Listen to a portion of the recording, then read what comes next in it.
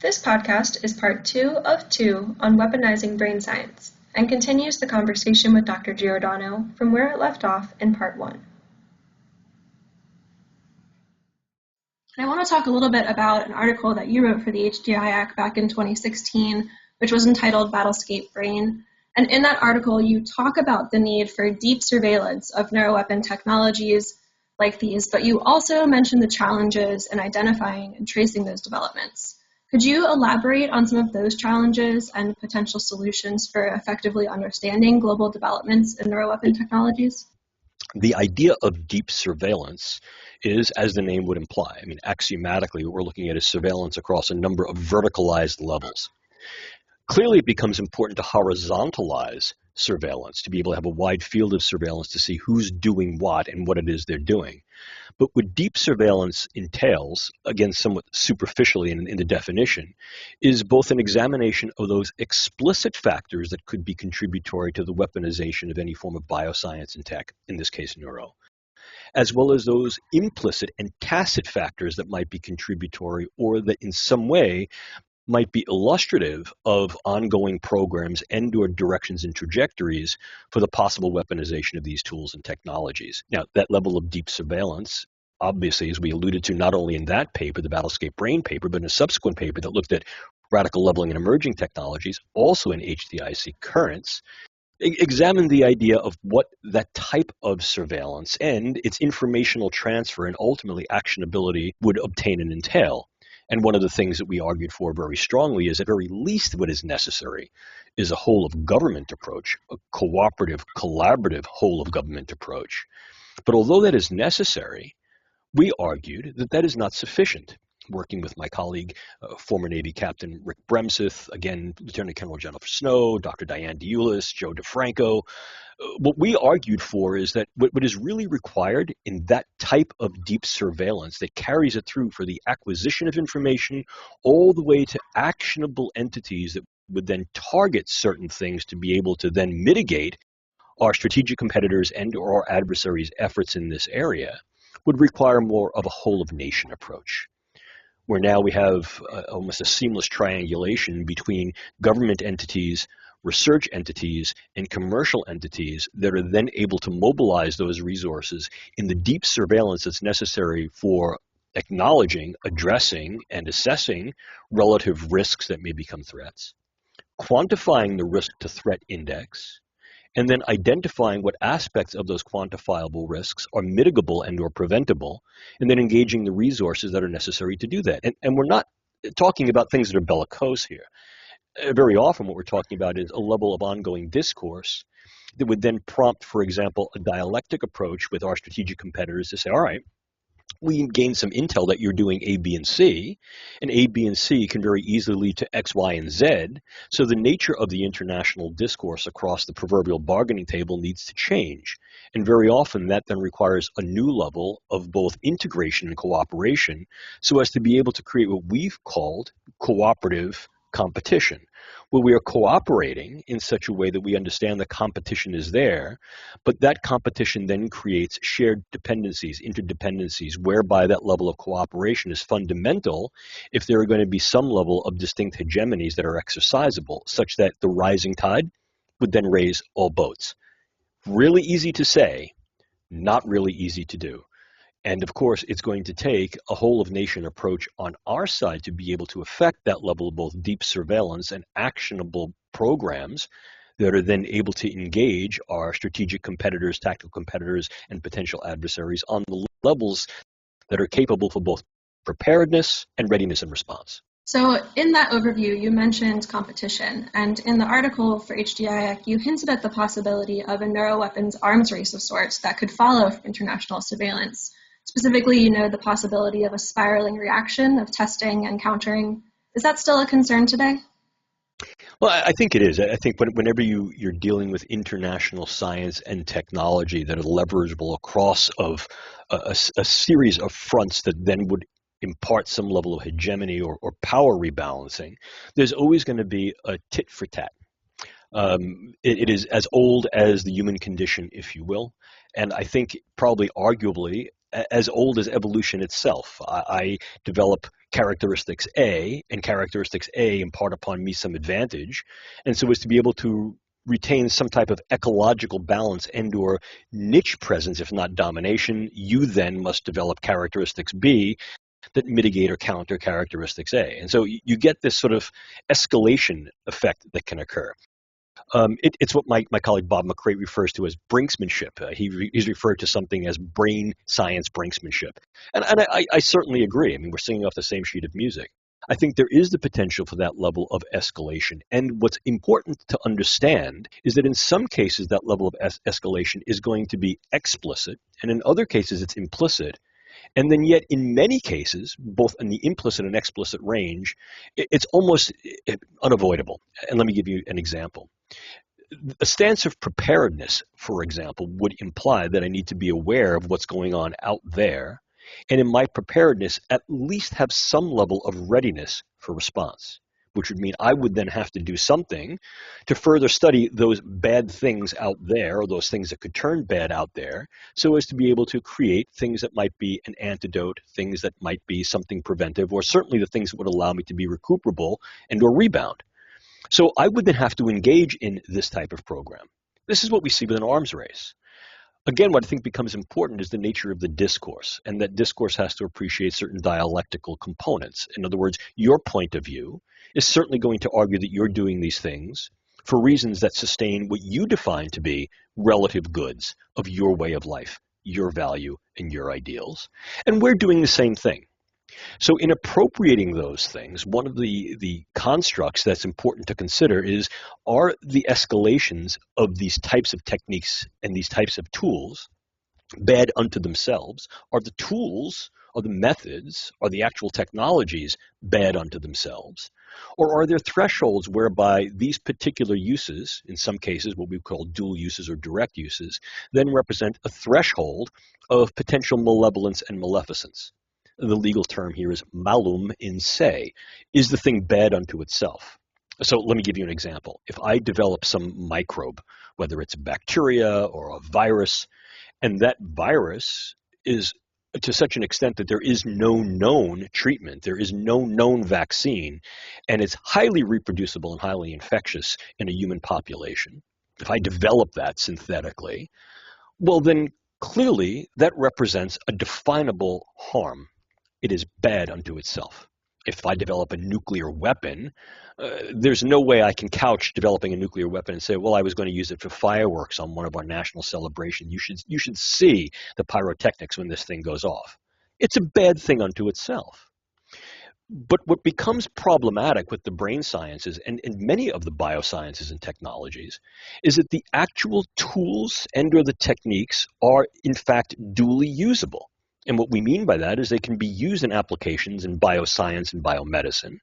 They can be used in applications that provide lifestyle and occupational enhancement and optimization.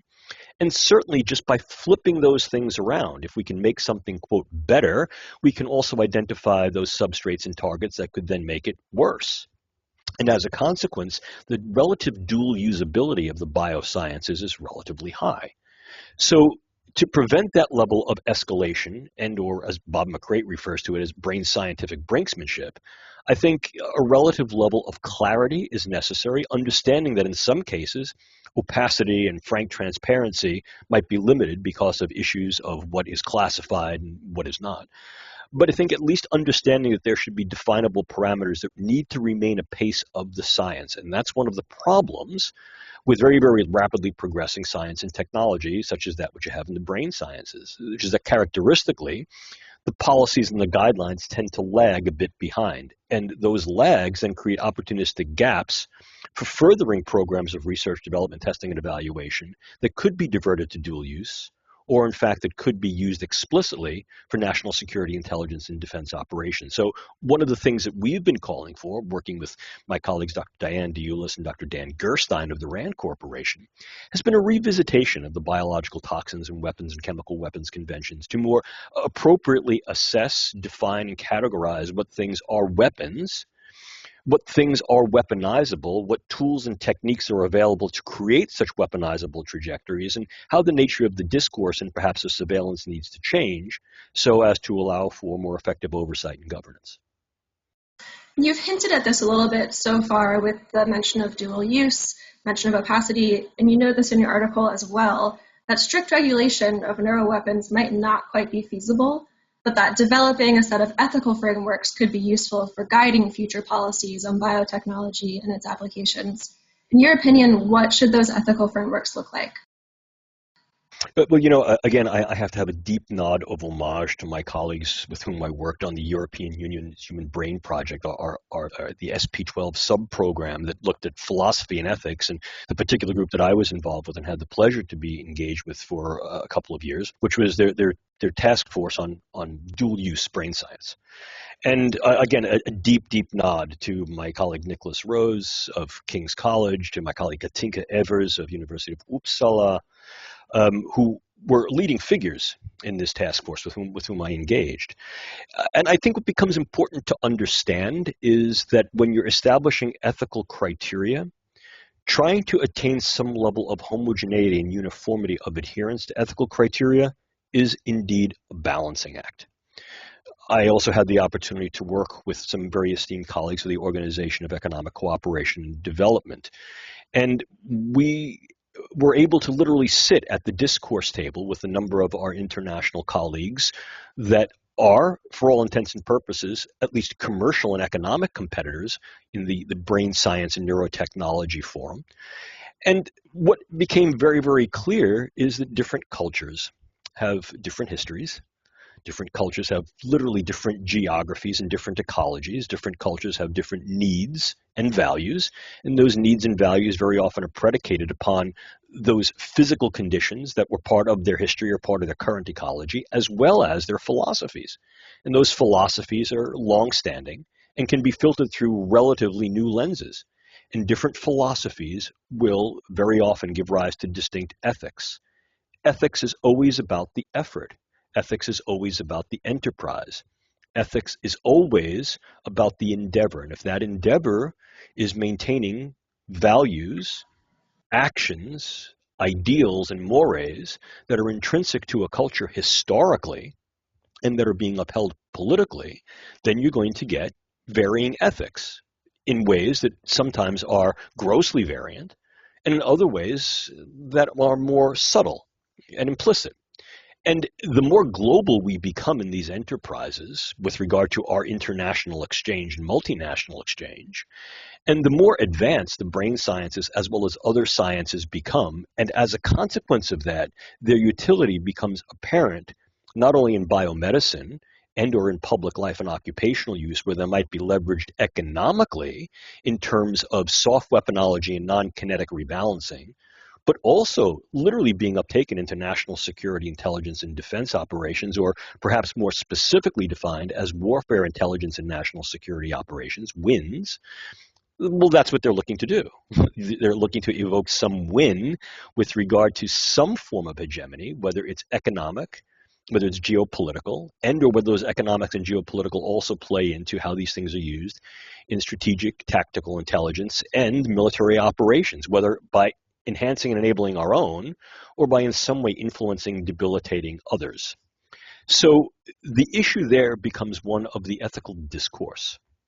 How do you go to the table and begin these discourses when a priori you understand that cultures are going to differ, needs are going to differ, and there are also certain nationalistic interests that need to be appreciated? That makes it difficult.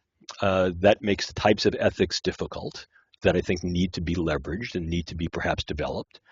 This is not to say that the ethical systems that are extant are ineffective. They certainly are. But I think that nuances of how those systems then come together on a common palette might need some level of revisitation and perhaps revision so as to be able to create a more cosmopolitan viewpoint that also has more communitarian and more local senses of applications.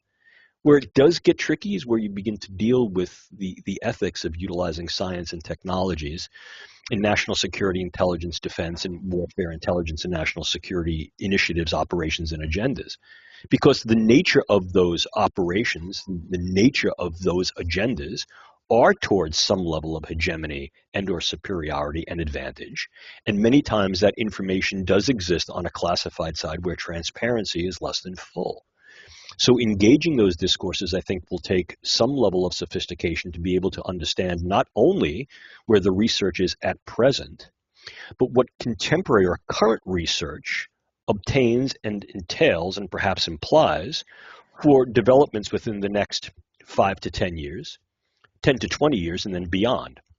We've described those, as we mentioned last time, as particular vistas of scientific and technological as well as social development, the most proximate being the vista or zone of probability, those things that have a high probability of coming to fruition or that already are in that tech readiness pathway.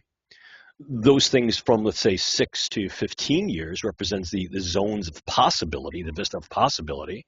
By realizing certain probabilities now and through the next 5 years, I then open up a new vista of what things might be possible as those things come to fruition and realization. And then looking into the future, to the 16 to 30-year vista, is really the zone of potentiality. And it becomes important to engage those discourses to say, do we have the ethical toolkit at present to be able to navigate across those vistas? And or must we see that there might be new ethical situations, ethical legal situations, international and political situations that are predicated upon particular trajectories of advancement of these technologies across those vistas that might necessitate revisitation, potential revision, and perhaps even development of certain ethical precepts, principles, and engagements anew. So to wrap things up, thinking to the future, what keeps you up at night in this space? Oh. Well, I think that there are a few things. I think when you begin to open the door to technologies that are easily acquired and methods that are relatively easy to perform, that require nominal or minimal training, and that access is very viable, clearly what you then do is you make something more accessible and more available to a broader range of individuals, not only nation states, but also non-state actors, rogues, proxies, etc. There has been some concern, for example, about the do-it-yourself community, the quote biohacker community. And I want to say explicitly that no one is viewing that community as inherently problematic, and I certainly am not. I think the idea of public science as we're moving forward, as more people become literate in STEM, certainly is an entertainable and I think very viable option to pursue. The problem with the do-it-yourself community is that there are certain gaps in those communities that then render that community and its participations and its activities vulnerable to infiltration, vulnerable to influence, vulnerable to corruption. And that level of corruption can occur from a variety of levels. It can occur from a nation state that then infiltrates either its population of do-it-yourselfers or do-it-yourselfers elsewhere around the globe that are in fact already operable in some other sovereign state. And or what it could then do is enable proxies to be able to work to fund certain things, whereby either the information or the products then goes back to the proxy resource that was ultimately underlying funder. So the do-it-yourself community represents a potential point of vulnerability for infiltration and corruption, only in that the nature of it itself can sometimes drift from its center line. And what I mean by that is, although 99% of that community practices good, rigorous science and utilizes a variety of open institutional review boards and is self-policing, the nature of the community itself, in that it is in the public space, external to certain institutions with their oversight, make those chinks in its potential armor viable. And where there's viability, there's vulnerability, which is why ongoing programs, for example, for our Federal Bureau of Investigation and Interpol have looked very strongly to work cooperatively with the do-it-yourself or biohacker community so as to be able to be self-protective and provide some level of protection that would then, in some cases, shore up some of those gaps that then would be representative of vulnerabilities that could be penetrated by various nefarious nation states and or capricious actors. Point one. The other thing that does keep me up at night is the ubiquity of data and information on three levels.